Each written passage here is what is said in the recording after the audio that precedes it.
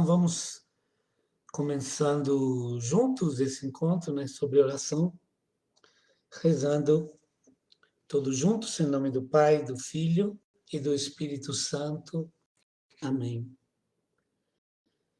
Espírito Santo de Deus, Senhor da vida, do amor, ilumina nesse momento o nosso coração, nossos corações, para que esse teu servo que fala, assim como os teus servos, que estarão ouvindo, partilhando, participando, possamos ser todos tocados pelo teu Espírito Santo. Que a partir das nossas palavras, reflexões, a partir também das nossas dúvidas, possamos sentir a tua presença esta noite e possamos dar mais um passo na nossa vida, possamos dar mais um passo na nossa maneira de ser filhos e filhas do teu amor, Pai. Assiste-nos com a graça do Espírito Santo, com a presença de Jesus no meio de nós, que prometeu que quando 2 ou 3 estarão reunidos em seu nome, Ele estará conosco. Estamos reunidos, então, Senhor, na Tua presença. Ilumina esse nosso encontro, ajuda-nos a crescer na fé, sentir a alegria, o prazer da Tua presença. Então, mais uma boa noite aos últimos que chegaram. Laurecita, com saudade de você, Laureci. Me manda alguma mensagem.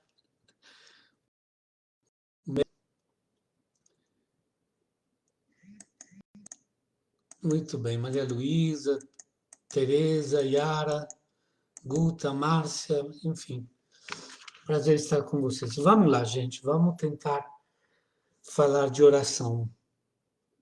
Quando a gente fala em oração, a primeira coisa que nós pensamos, ou que essa palavra vem na nossa mente, é quando a gente precisa de alguma coisa.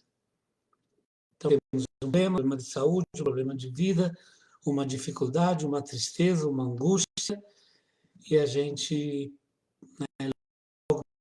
em rezar, em buscar o nosso Deus, né? Então, sim, de maneira instintiva, desde sempre. É lógico que a oração nos remete ao poder de Deus e a confiança que a gente tem em Deus, mas, a princípio, sempre conseguir alguma coisa que somos. Então, muita da nossa oração sentido é súplica, né? É algo que a gente quer que Deus faça, é algo que a gente quer que Deus resolva para nós. Inclusive, queria dedicar, assim, oferecer esse encontro como um momento de oração, contando com a oração e a participação de todos, rezando por uma nossa amiga de nome Sandra, pela sua saúde, que nesse dia ela vai ter que viver em relação a isso, para sua, né, esperança de toda a força de Deus, né, nesse momento da sua vida. Então, queria oferecer pela nossa irmã Alessandra, né? Então, estava dizendo, como acabei de fazer, né, a nossa oração normalmente é pedir, né? É pedir que Deus faça. Não sei se vocês compraram ontem a celebração, quando os discípulos, pelo mar agitado, 3 horas de madrugada da manhã, Jesus se aproxima pela água, caminhando, né, pelas águas, eles se assustam e gritam que é um fantasma.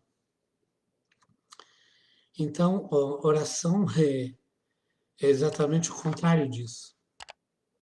É a gente ter essa capacidade de estar na frente do Deus vivo, não fazer dele um fantasma. E ontem dizia, o que seria o Deus fantasma?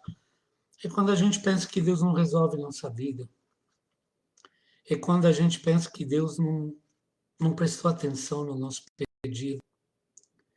É quando a gente pensa, né, que Deus não tem missão, não tem capacidade de nos ajudar, de resolver verdadeiramente, né, nossas angústias, nossos problemas. Então,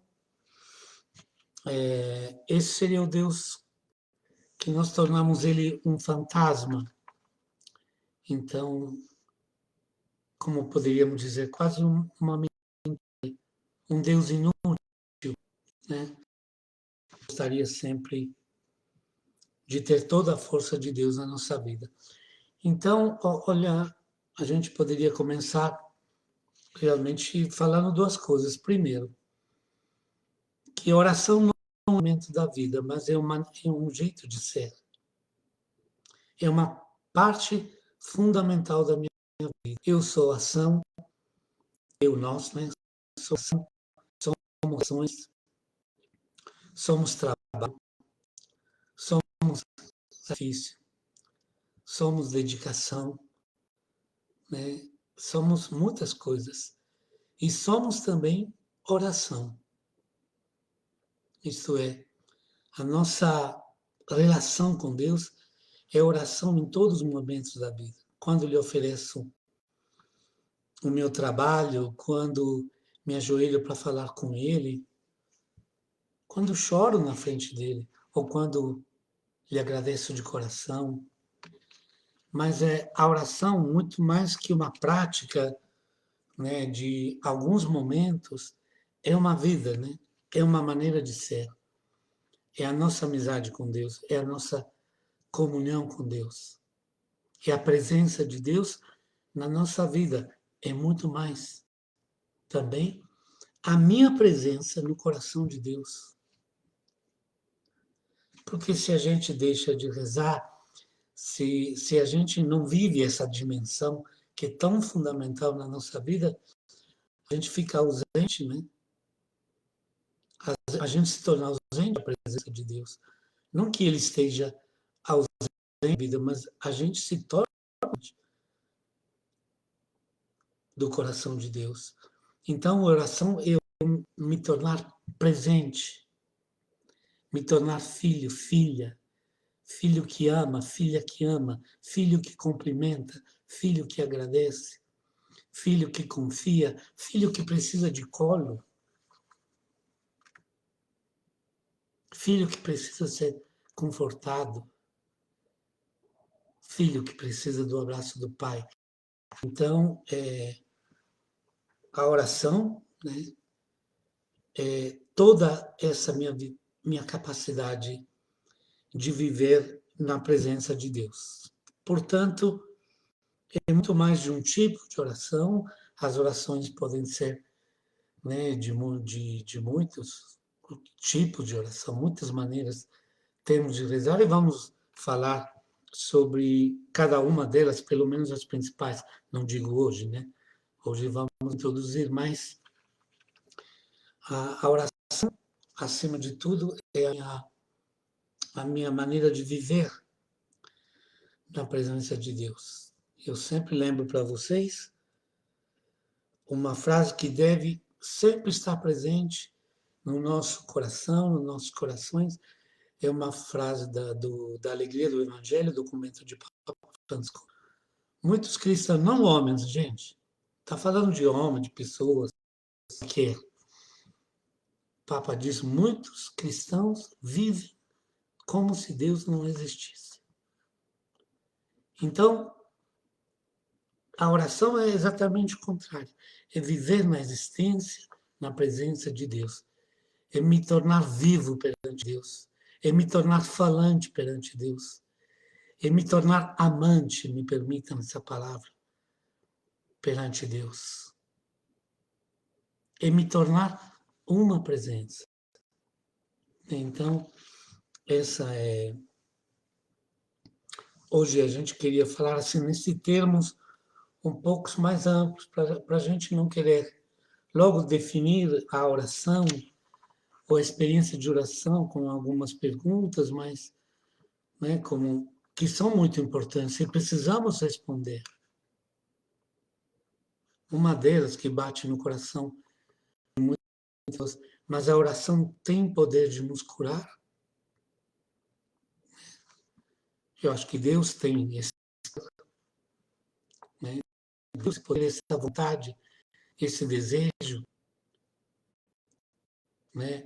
Mas precisamos um pouco ampliar a nossa base de reflexão para a gente começar a falar sobre oração de uma maneira melhor, sem a gente querer entrar logo nas perguntas detalhadas, limitando assim, né, o nosso assunto. Eu queria começar, então, com uma definição de uma santa amada,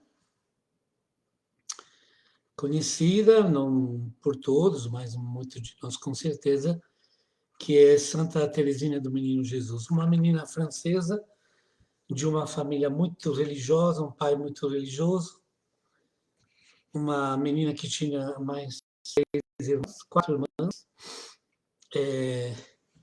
ela era a menor de casa, com 4 anos de vida. E assim, o pai dela mudou para a cidade de Lisieux. Então, nós conhecemos ela como Santa Teresinha do Menino Jesus, também Santa Teresinha de Lisieux. É interessante a sua história, porque as 2 irmãs mais velhas entraram no convento, né, das Carmelitas Descalças, e ela também, com apenas 15 anos, teve o mesmo desejo. Ela queria se tornar uma freira de contemplação, né, contemplativa. Uma menina que, desde a sua idade mais nova, teve vários problemas de saúde, e que, enfim, com 15 anos, ela já queria ir atrás das suas irmãs, Maria e Paulina, no convento das Carmelitas Descalças, né, na sua cidade. E não podia, porque era muito nova, então Teresinha, durante uma missão na Itália, mesmo sendo nova, com o apoio do pai e de um sacerdote, conseguiu uma audiência particular com o Papa, né, que era Leão XIII. Na época, ela consegue falar, consegue autorização para entrar no convento. Então, com 15 anos, ela já se torna uma freira contemplativa, entra no convento, onde a sua irmã Paulina é a madre superiora, e tem bastante dificuldade, porque a sua simplicidade, a sua alegria, a sua maneira, né, transparente de ser, lhe causava muitos problemas, né? Ela ficou famosa porque a irmã, que era superiora, pediu que ela escrevesse a sua biografia, desde tudo que ela viveu, desde a idade mais, né, nova. E assim ela escreveu um livro que chama História, onde ele explica a pequena via, que seria o caminho simples e direto para a santidade. Então, a pequena via de Santa Teresinha é aquela maneira, nas coisas simples do dia a dia, nos sacrifícios pequenos de cada dia, aquela maneira assim que todo mundo pode alcançar de buscar a sua caminhada. Ela morre com 24 anos, morre porque era afeta da tuberculose. Então, ela morre bastante nova, né? Em 1897, ela foi santificada em 1925, né? Só alguns dados para tentar se aproximar dessa figura, e ela foi proclamada pelo livro e pela teologia da Pequena Via como doutora da Igreja, Papa João Paulo II também, em 1997, né? Quando foi, então, comemorado 100 anos de morte. Bom, então, Santa Teresinha tem um filme de produção francesa, Thérèse, que se você acha muito interessante, muito bem feito. Mas vamos lá, então essa moça tão nova, que entrou em 15 anos com 15 anos no convento, morreu com 24, queria ser uma grande missionária, não tinha saúde para isso, mas rezava tanto pelos missionários do mundo inteiro que ela é padroeira das missões, né, na nossa igreja. Bom, vamos lá dizer como que ela definiu a oração. Muito bonito.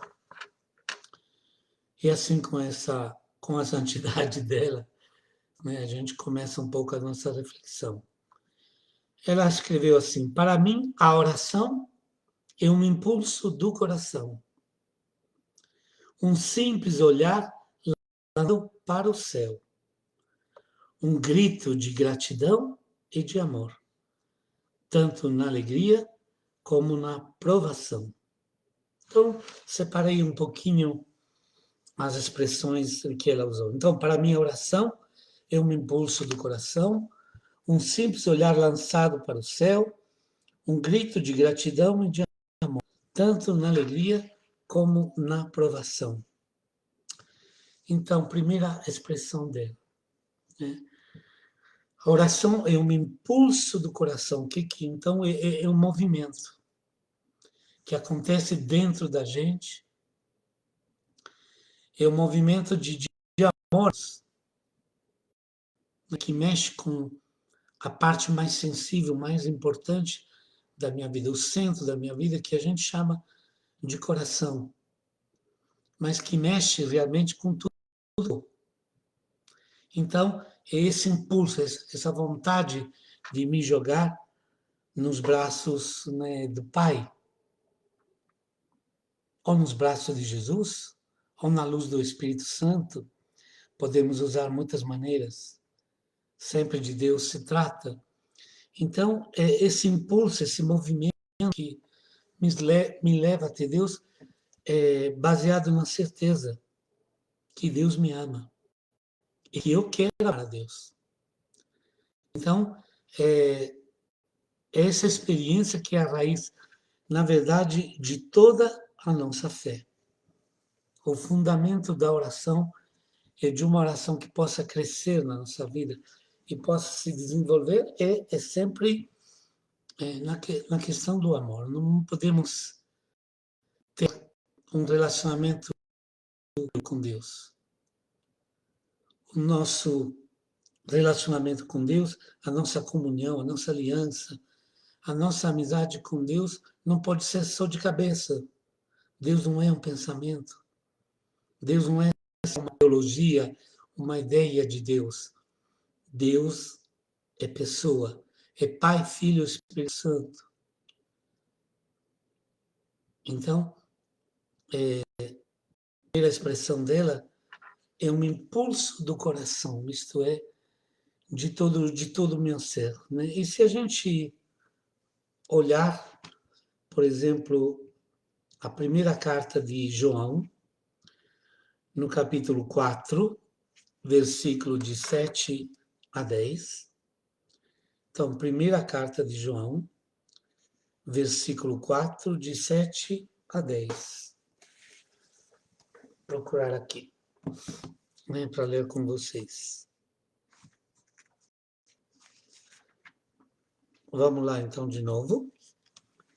Primeira carta de João, capítulo 4, versículo de 7 a 10. Olha que bonito como São João resume o amor e a fé. Amados, amemo-nos uns aos outros, pois o amor vem de Deus. E todo aquele que ama nasceu de Deus e conhece a Deus. Quem não ama não conhece a Deus, porque Deus é amor. Nisto se tornou visível o amor de Deus entre nós. Deus enviou o seu Filho único a esse mundo para dar-nos a vida por meio dele. E o amor consiste no seguinte: não fomos nós que amamos a Deus, mas foi ele que nos amou e nos enviou o seu Filho, né, como vítima para os nossos pecados. Então, essa é a experiência que gerou toda a vida dos apóstolos. Né? Então, a certeza que somos amados. Essa deve ser a base da nossa oração. A certeza que Deus tomou a iniciativa.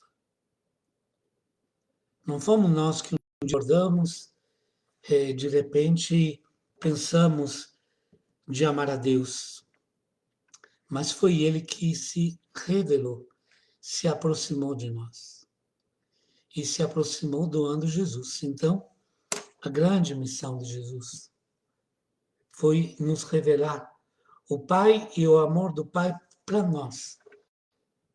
Então, Teresinha, para mim a oração é um impulso do coração. Isto é a experiência, o reconhecimento desse amor. Eu sei que isso não é fácil. Eu sei que muitas vezes a gente quase precisa fazer um esforço, né, para pensar no amor de Deus. Perceber o amor de Deus na nossa vida não é algo para pessoas distraídas. Não é para pessoas superficiais. Não é para pessoas que não buscam. Então, São João nos deu a dica. Olha em Jesus, olha o que Jesus fez, olha que Jesus ensinou. Então, quando Jesus, mostrando o amor do Pai, ele levanta aquele paralítico, ou devolve a vista àquele cego, ou se aproxima daquela viúva, lhe devolvendo, ressuscitando o filho dela. Nesses atos concretos de amor, nós temos que perceber e fazer a experiência que aquele amor é para mim também. Que naquela ressurreição eu fui ressuscitado, naquela cura eu fui curado, naquela visão que voltou, eu que venci a cegueira. Então, para esse impulso de amor. Não... Segunda frase. Dentro da frase, segunda expressão que ela usa, um simples olhar lançado para o céu. Aqui também, claro, temos toda uma imagem, né, que é terra e céu, que terra é a nossa casa, céu é a casa de Deus, né? Mas eu queria lembrar para vocês que o nosso terra e céu se uniram, foram unidos por Jesus. Com a sua morte e ressurreição, não existe mais essa divisão. Nós não estamos longe de Deus e Deus não está longe de nós. Mas a gente precisa entender que não tem como, nós somos terra e céu. Então vamos a uma palavra um pouco mais difícil, que a gente não usa todos os dias, mas é importante. Nós somos transcendência. O nosso pensamento tem desejo de infinito. Nós podemos ser muito limitados na nossa vida humana, física, nas limitações, né, do nosso corpo, nas limitações da nossa história, de onde nascemos, onde crescemos, o percurso que tivemos. Mas o nosso pensamento, ele é infinito. A nossa capacidade de nos transcender, isto é, ir muito além das coisas do dia a dia, está dentro de nós. Por isso, olhar para o céu, para nós, é profundamente nosso. É uma dimensão da nossa vida. É uma dimensão do nosso ser. Nós não podemos viver separados desse anseio que temos de de mito, de respostas, de amor, de paz. Então, se é verdade que nós nascemos e somos bem enraizados na Terra, enraizados pela nossa história, pela história da nossa família, por aquilo que nós conseguimos percorrer nessa Terra. Mas nós somos muito mais do que isso. E com um simples momento, com um simples ato do meu pensamento, do meu amor, eu consigo me conectar com Deus infinito, com o Deus do amor. Eu consigo ir além de tudo aquilo que tenta me aprisionar, né, nesse mundo. Então, é muito bonita a expressão de Teresinha. Um simples olhar lançado para o céu. Porque a gente não pode andar olhando só para a terra, cabisbaixo. É bonito aquele salmo que nos lembra que a nossa esperança vem lá do alto. Vem da força de Deus, vem lá do céu. Então, a gente não pode enfiar muita cabeça na terra. Só fazer isso. E é interessante, né? Como a pessoa triste é uma pessoa que anda cabisbaixa. Uma pessoa triste é uma pessoa que perde a esperança. Uma pessoa triste ou decepcionada, ou que é alguém que quer achar a solução, a força, a luz na Terra, só na Terra.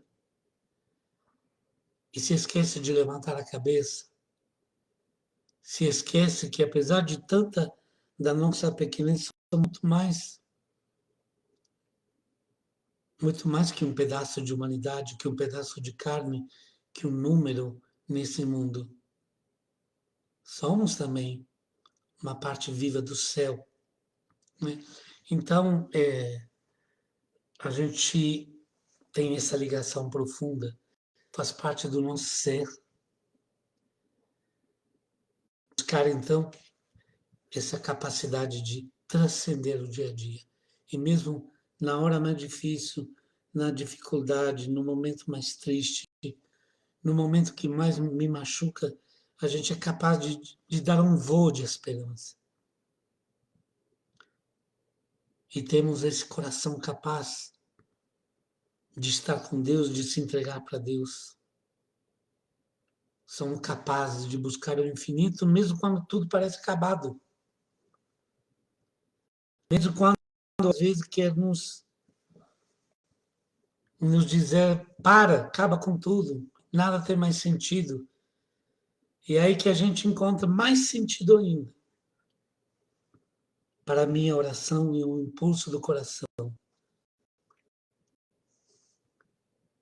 Um simples olhar lançado para o céu. Um grito de gratidão e de amor. Estamos ainda só comentando a frase. E Santa Teresinha aqui nos dá,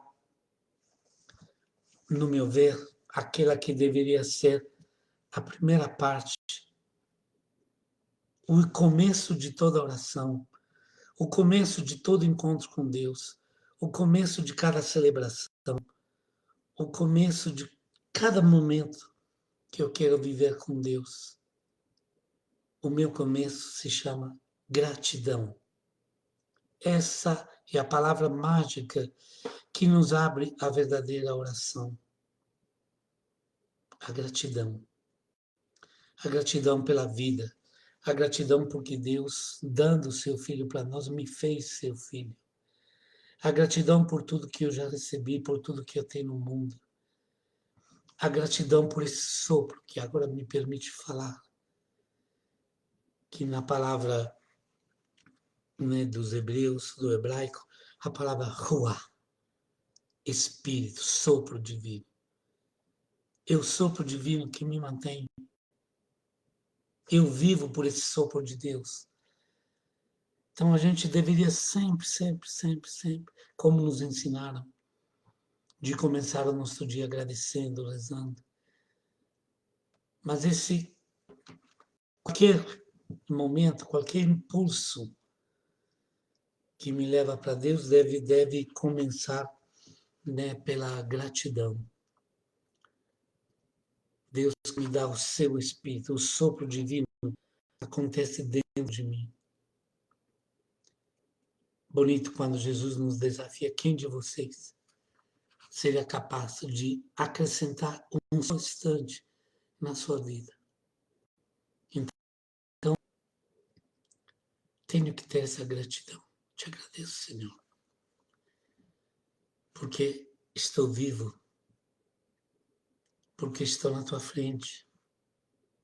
Antes de falar da minha vida, Senhor, eu te agradeço por essa vida, pela tua presença, por essa dignidade de filho, de filha que me desse. Esse é o momento, sabe, de início de toda oração, é essa gratidão. Muita arrogância afasta Deus, até pouca arrogância afasta de Deus. É muito arrogante o ser humano que acha que tem vida própria. É muito arrogante, por nossa parte, pensar que somos autores da vida. É muita arrogância pensar, né, que nós somos capazes de produzir a vida que temos. É o sopro de Deus que me mantém vivo, é isso que então me faz começar deveria, né, começar toda a minha oração, minha amizade com Deus é baseada nessa gratidão profunda, né? Então o sopro de Deus que nos sustenta, não sei se estou conseguindo transmitir. Vocês estão percebendo assim que é algo que a gente tem que buscar, precisamos buscar dentro de nós e temos que buscar profundamente dentro de nós. É fácil querer resolver as coisas assim com quatro palavrinhas.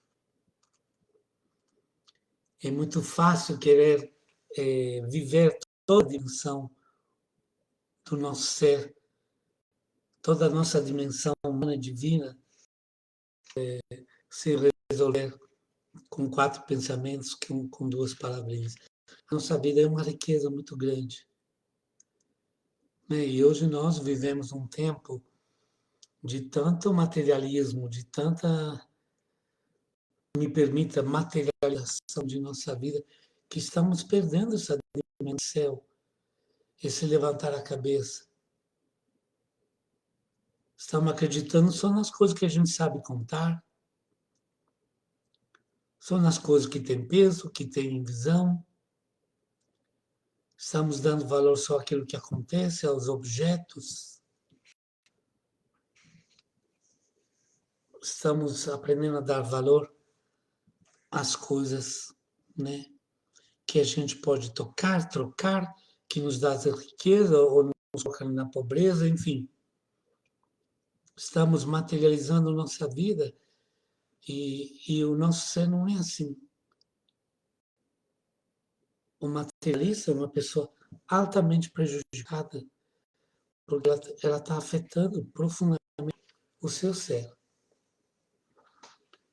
Então a gente temos que pensar muito nisso. Então, oração, acima de tudo, essa grande gratidão, mas essa capacidade de viver a minha pessoa, o meu ser, de viver as características da minha vida em todas as suas dimensões. Eu não sou um pedaço de carne nesse mundo. Eu não sou um corpo que anda. Eu não sou apenas uma pessoa que trabalha, que produz, que se alimenta. Eu não sou apenas uma pessoa que pode ser rica, pobre, que pode ter sucesso profissional ou não, muito ou poucos amigos. Eu sou um ser, né, que tem um valor infinito. Eu sou um ser capaz de me colocar na frente do meu Criador. Essa é a atitude que nos faz rezar. E finalizando essa frase da Santa Teresinha, para mim a oração é um impulso do coração, um simples olhar lançado para o céu, um grito de gratidão e de amor, tanto na alegria como na aprovação. É que a gente, então, tem que realmente pensar nisso. A minha oração, ela não muda Deus. Não é que Deus muda por causa da minha oração. Eu não rezo para mudar Deus. Deus é bom. Deus é amor infinito. Deus é meu Pai verdadeiro. Eu não preciso mudar Deus.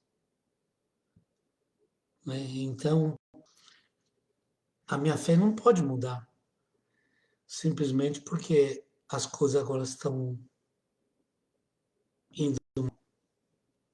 Porque me aconteceu um problema. Porque perdi a saúde, então eu já mudo o pensamento sobre Deus. Ontem Ele era o Senhor da minha vida, porque tudo estava bem. Ontem ele era a bênção, o Deus que me cobriu de bênção. E hoje que estou com um problema, ele não me abençoa mais. Ele não é mais o meu Deus. Né?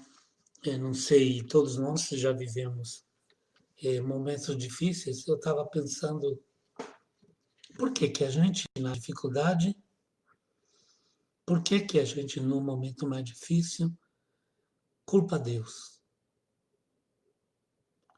Por que que nós, na aprovação, temos a tendência de culpar a Deus? Eu, quando tinha 19, 20 anos, eu fui atacado por uma doença tão destruidora assim que eu realmente eu corri perigo de perder minha vida. Eu sofri muito, muito. Eu sofri muito. Eu fiquei internado em situação grave muito tempo, muito. Quando isso me aconteceu, eu assustei muito. Lembro os primeiros dias com essas dores que acabavam comigo, que não sabia se aquilo podia ser algo que me matava, se ia passar. Lembro dos médicos meio perdidos. Era algo terrificante para mim naqueles dias. Né? Mas,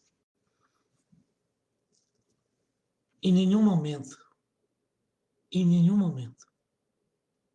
eu pensei que aquilo seria a culpa do meu pai ou da minha mãe. Ao contrário, naquele momento, naquela luta, naquela dificuldade, era exatamente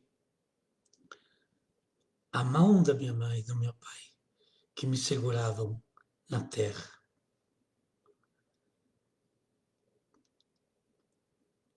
Na hora que a gente mais sente medo e mais vive uma situação difícil, então a gente se apega ao maior amor da nossa vida. E se meu pai e minha mãe simbolizavam e eram para mim esse meu amor, que me segurou vivo, que me deu força, que me fez lutar, que me fez aguentar até 8 meses. É isso, isso. 8 meses internado, de janeiro a setembro, sem desesperar, sempre buscando superar, com alegria, com a brincadeira, tentando ir para frente. Foi, né, esse amor, então, como que eu posso duvidar de Deus? Se o amor de um pai e de uma mãe sustentam a gente, me ajudaram a vencer aquela doença que queria me matar, tão jovem. Então, o que será o amor de Deus? Então, essa frase de Teresinha, né? Que a nossa oração, a nossa fé é a mesma, na hora da maior alegria e na hora da maior provação. E aqui queria, então, dizer uma coisa importante. A nossa oração não tem poder de mudar Deus.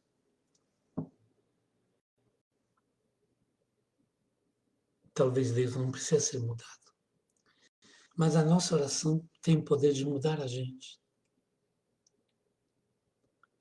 A nossa oração tem poder de mudar a gente. Eu não preciso convencer o meu Pai Deus, o meu Salvador Jesus Cristo e o amor de Deus que é o Espírito Santo. Não preciso convencer o meu Deus, a Santíssima Trindade, a ser boa. Ela já é o melhor possível para mim. Então, não se reza para mudar Deus.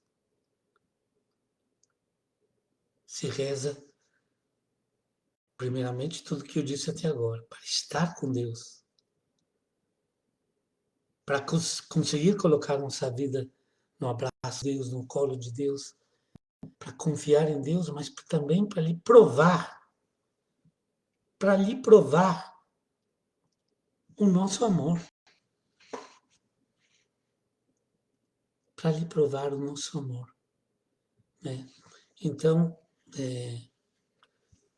isso deve ser profundamente verdadeiro para nós.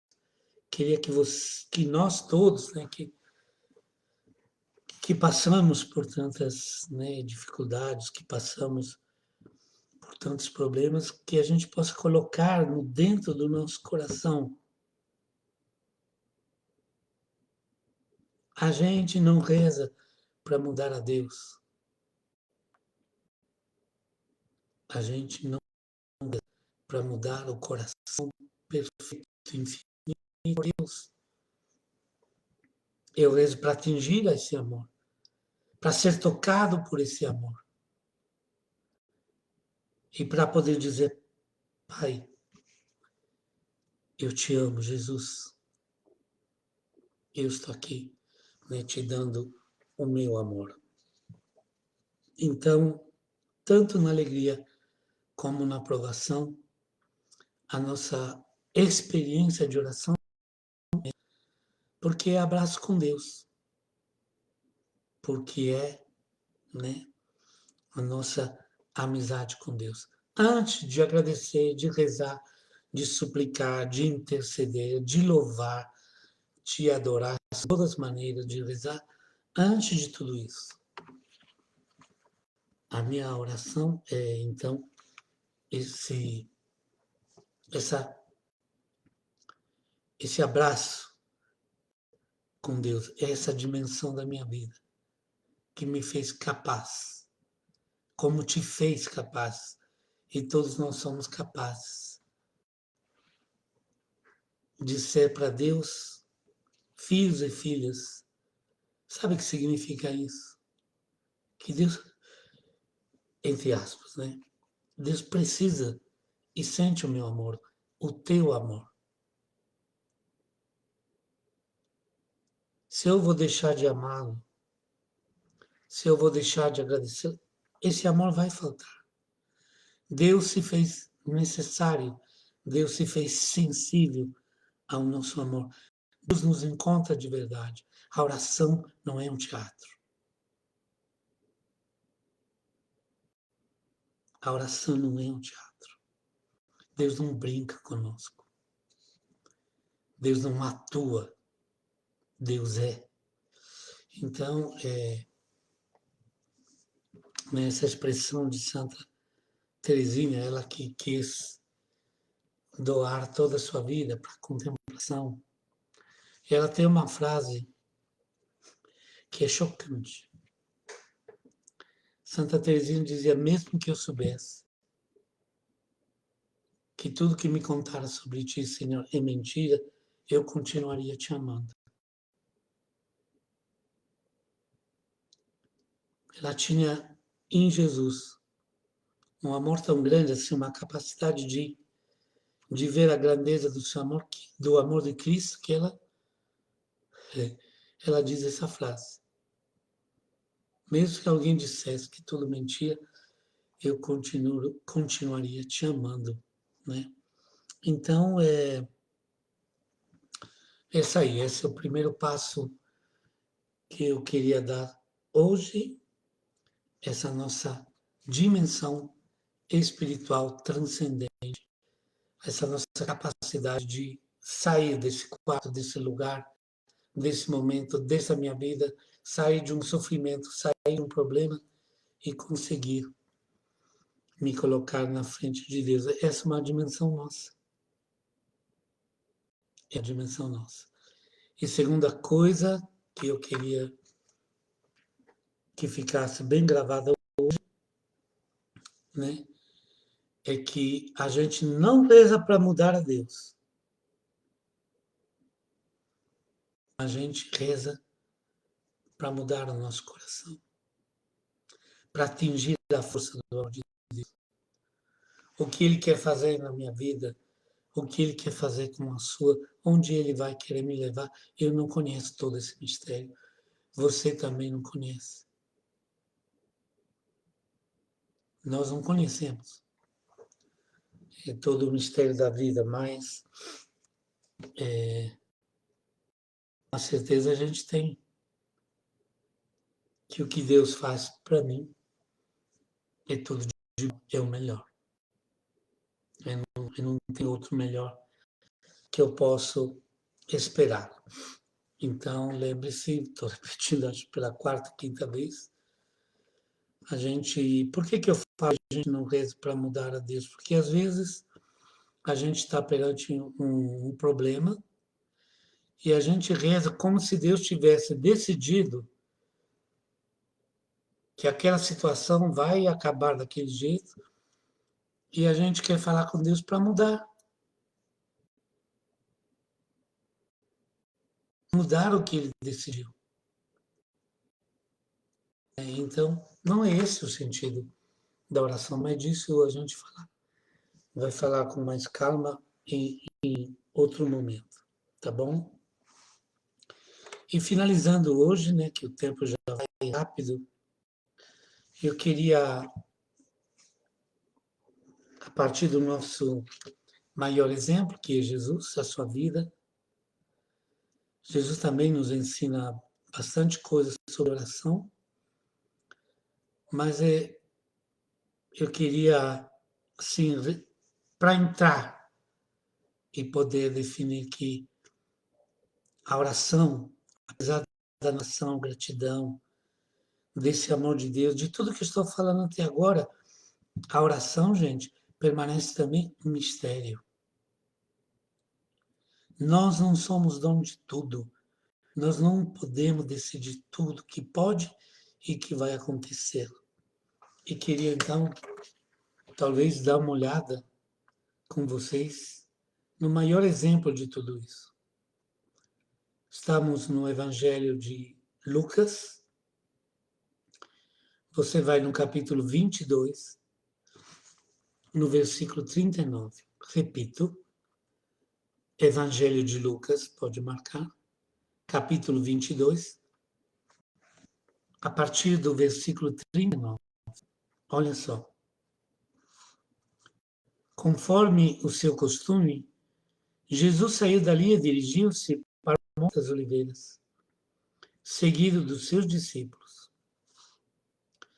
Ao chegar àquele lugar, disse-lhes: Orai para que não caiais em tentação. Depois se afastou deles a distância de um tiro de pedra e, ajoelhando-se, orava. Pai, se é de teu agrado, afasta de mim esse cálice. Mas não se faça a minha vontade, mas sim a tua. então um anjo do céu para confortá-lo. Mas olha o que o texto ainda fala. Ele entrou em agonia e orava ainda com mais insistência. E seu suor tornou-se como gota de sangue a escorrer pela terra.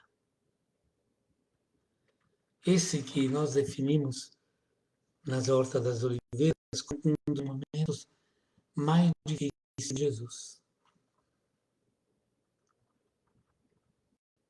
No momento no qual ele sente o medo, a dor daquele cálice que ele precisaria beber, daquele sofrimento que estava chegando.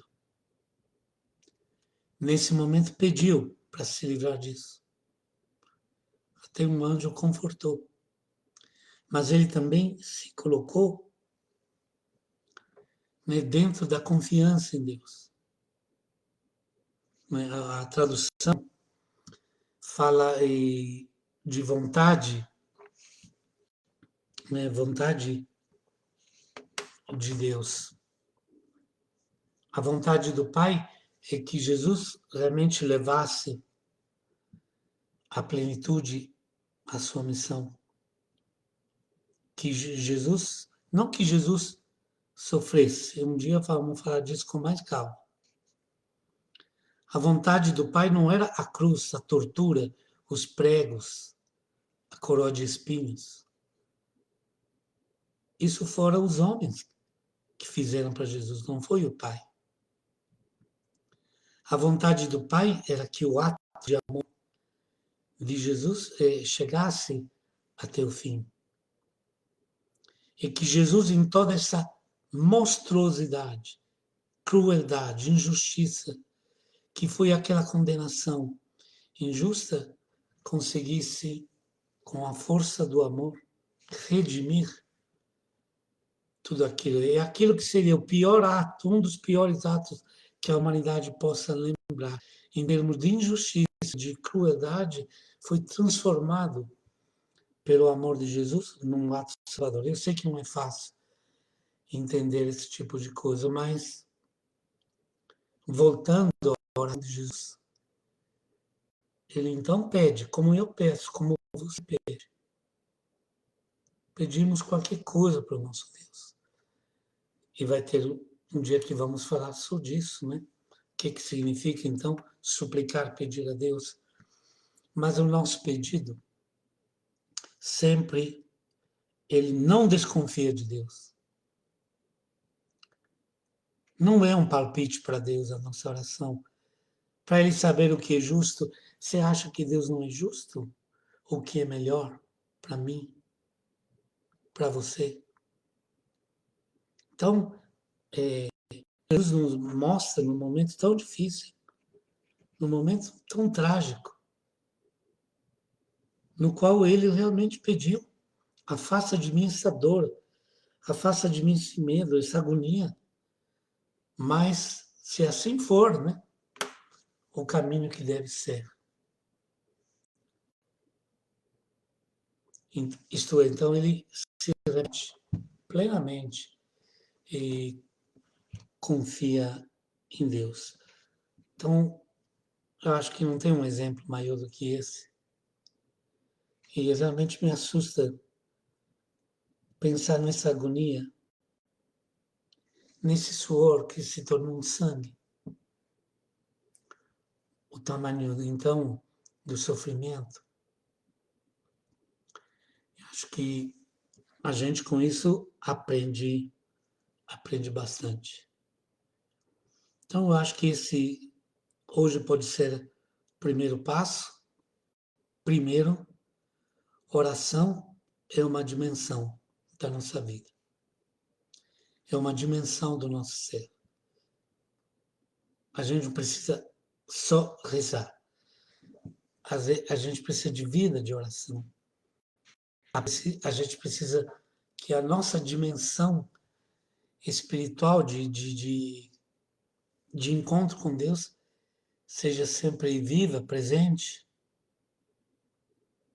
que a gente viva nesse abraço, nesse relacionamento, né?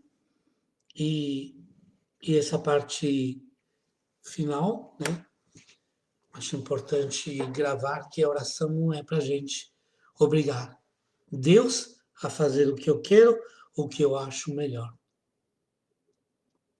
mesmo que isso me possa, às vezes, fazer suar sangue. Então, eu queria terminar, tem um minutinho aqui. Já contei até em homilia para várias pessoas, mas queria resumir aqui uma das experiências mais importantes da minha vida. Eu, na minha vinda em Poço, no tempo que passei aqui, acabei me tornando muito próximo de uma pessoa muito diferente de mim. Diferente pelo jeito de ser, diferente pelo jeito de ser sacerdote, da maneira de ser, pelo temperamento. Mas acabei me tornando muito próximo, muito amigo. E essa pessoa é o Padre Romeu, que muitos conheceram. E um dia Romeu veio na minha casa, aqui neste lugar onde estou falando. Sentou comigo e me disse: Graciano, eu fui em São Paulo, em tal hospital, essa doutora japonesa não tem de melhor no Brasil no momento. E ela me disse que o câncer que eu tenho não tem solução. Que eu posso ter de 6 meses a 1 ano de vida. E que, ao qual, a ela me dizer isso, eu perguntei, doutora, mas posso fazer terapia? Posso? E ela havia respondido que se fizesse quimio não mudava nada. Pelo tipo, né, de tumor, de câncer, de problema que era. Então, Romeu me revelou isso aqui, conversando, e eu até engasguei um pouco, falei, não. Não precisa chorar, não precisamos, nós vamos viver isso com fé. Viver isso juntos. Porque se a gente vive a vida inteira confiando em Deus, por que eu vou ter medo de ir na casa do Pai? Gente, não é historinha, né? É coisa vivida. E assim foi. E assim, aqueles 6 meses, 1 ano se tornaram 1 ano e alguns meses. E durante aquele ano eu arrumei alguns livros sobre a morte, sobre as etapas que a gente vive se preparando para isso. E eu e Padre Romeu, naquele ano que passamos, a gente conversava com maior liberdade sobre a morte. A gente conversava sobre a vida eterna, sobre como poderia ser, né? E só finalizando, assim, Romeu queria que não tivesse nenhuma interferência de aparelhos, de máquinas, instrumentos do hospital que o mantivessem vivo sem sentido, segundo ele. E praticamente conseguiu isso. Conseguiu isso. Então foi a maior experiência que eu tive na minha vida com uma pessoa concreta, com uma amizade verdadeira, onde eu vivi que a fé é maior que a morte. Eu senti na pele que quando São Paulo fala, cadê a morte, a tua vitória? Eu senti que fui realmente derrotada. Né? E só para finalizar, eu, após inclusive ter viajado comigo, porque ele em maio foi na Itália comigo participar do casamento que eu celebrei do meu irmão caçula, porque assim haviam prometido. Ele voltou, passou alguns dias e ficou lá numa caminha na sala da casa dele, numa cama onde eu recebia visitas, até que o médico, o Dr. Henrique, conseguiu interná-lo para tirar líquido que tinha se acumulado na sua barriga. E foi naquele dia, à noite, mais ou menos 9 horas da noite, que eu visitei, já ele estando na Santa Casa. Ele falava e apagava, sim, em questão de minutos, porque tinha metástase no cérebro. E numa das últimas falas, eu falei, Romeu, descanse agora. Descansa agora, a gente fala amanhã, né? Porque ele falava comigo, de repente apagava, de repente voltava. Aí ele ficou bravo comigo, falou assim, quem tem que descansar, você sabe muito bem, você tem que cuidar melhor da sua saúde. Falou assim para mim. Falei, não, tá bom, Romeu, vou cuidar sim. Agora você descansa e a gente se vê amanhã. Era 9h, 9h30 da noite. E no dia depois, 8h30, 9 da manhã, me ligaram que ele havia falecido. Sem aparelhos, sem interferências, praticamente quase dormindo. Então, essa foi uma experiência que estou colocando aqui, porque com certeza muitos se rezou naquele tempo por ele, muitos nós rezamos, e como que eu posso dizer que Deus não ouviu a nossa oração? Quando Romeu acabou indo para a casa do pai do jeito que ele queria. E eu, como amigo, como padre, como cristão, tive uma das experiências mais significativas da minha vida. Né? Se fosse a nossa interpretação, se fosse a maneira que a gente tem de pedir a oração, Romeu deveria ter curado, não deveria ter morrido. Mas aí, qual que é a maior vitória? Qual que é a maior certeza? Difícil dizer, né? Difícil. Então, isso porque acho que, começando a falar de oração, realmente eu gostaria com vocês, de me colocar na frente de Deus, de tudo que Deus é. Porque se a gente fica deturpando a imagem de Deus, também a nossa oração fica falha. A nossa oração perde eficácia, não tem capacidade. Eu não posso tratar Deus de comerciante. Eu não posso achar que a oração é um troca-troca. A oração, acima de tudo, é entrar então nesse mistério da vida, nesse mistério do amor de Deus que é maior, que é maior que nós, que nossos cálculos, que nossa maneira de falar, tadinho, faleceu, era tão novo, era tão bonito, era tão bom, era tão isso, é verdade. Que fique então a memória boa das pessoas como vida eterna para nós.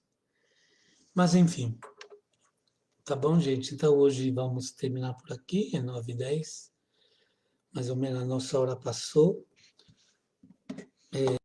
Muita gente veio aqui, muita gente não consegui cumprimentar, mas todos se sintam cumprimentados e confesso para vocês que não é fácil, né? A gente realmente falar de oração de uma forma que não seja assim, mais madura, mais verdadeira, que toque profundamente nossa vida e que nos ajude a ter essa amizade maravilhosa com Deus, a ter essa comunhão com Ele, essa certeza. Né? Então, hoje foi o primeiro passo, acho que vamos falar, né? Porque depois a gente vai tentar detalhar bastante coisas, inclusive já a semana que vem, queria ver com vocês por que que Jesus fica bravo e fala para nós que não sabemos rezar, que não sabemos pedir, que não conseguimos as coisas porque pedimos mal. Sempre me intrigou bastante. Então já pode ser um tema que a gente pode enfrentar, continuando o nosso assunto. Por enquanto, agradeço a todos, obrigado. Nossa participação foi muito boa. Mais tarde vou dar uma olhada se tem alguma pergunta que possa servir para o próximo encontro. Algumas já chegaram e desejo a todos, então, a semana, né, acabou, e que a gente possa continuar a nossa caminhada juntos. E obrigado a todos vocês. Um beijo.